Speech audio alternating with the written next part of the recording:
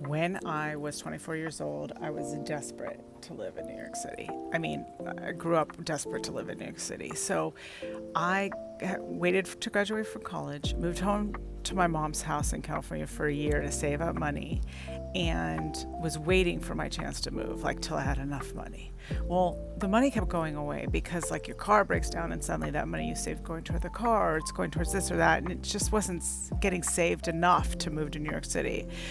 So finally, my dad, who happened to be moving from Oregon and New Hampshire, like, he was saying, "Oh, I'm going to leave in 2 weeks or a month or whatever it is and drive cross country with a U-Haul." And I said, "Can I have a ride?"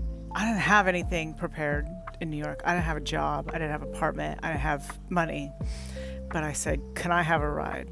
And I packed up what I could, which one of the things was a trunk and one was a worn out twin mattress. And I hitched a ride cross country in the dead of winter to New York City. And I was supposed to crash with a friend from high school who, at the last minute, while I'm driving through snowstorms to get there, it I call her on the phone to say, "Okay, I'll be there Monday." And she says, "Can you just not stay here? Like, it's not a great time." And I was like, "I have nowhere to stay in New York City. I'm going to be staying with you. Like, you can't screw me. I know no one. I have nothing. I'm coming." And I've known her for my whole life, so it was okay for me to say that.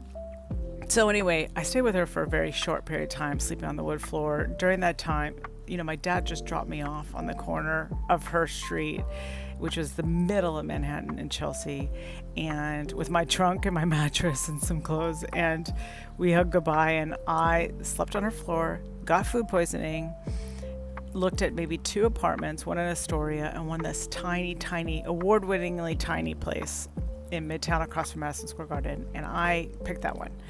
And I loved it. And the bathroom was in the hall, shared with the other apartments on the floor. I never knew my neighbors, and of course, none of us cleaned that bathroom. I didn't have a stove. I had like one of those tiny little fridges. I bought myself, a hot plate to boil pasta on, and I loved living in New York City. And I quickly started making calls, and I found I was going to be a photographer, and I was already, but not to the point where I was going to have success yet in New York. And I called, my grandmother's best friend's son was a photographer in New York, so I called him and asked to meet, and then they turned me on to like where I get health insurance and other photographers to assist for, and where to look for, everything I need to live in New York. And I hit the ground running.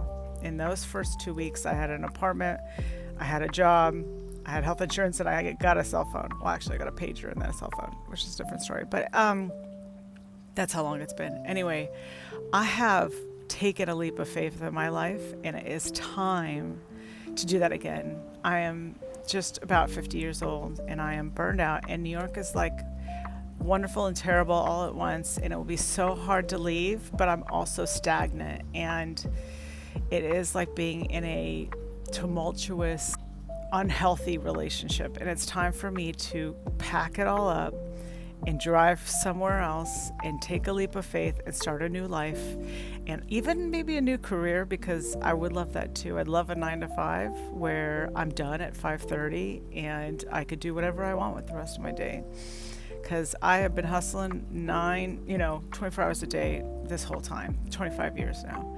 So anyway, I'm excited to share this journey with you, and you could do it at age 24, and you could do it at age 50. I'm waiting till my daughter graduates from high school, which is 1 year and 4 months, well, 1 year from now, but I'll move at the end of that summer when she goes to college. So I have 1 year and 4 months to plan this move, where I know no one, and I think I've figured out the city, and I don't have a job. So anyway, follow along.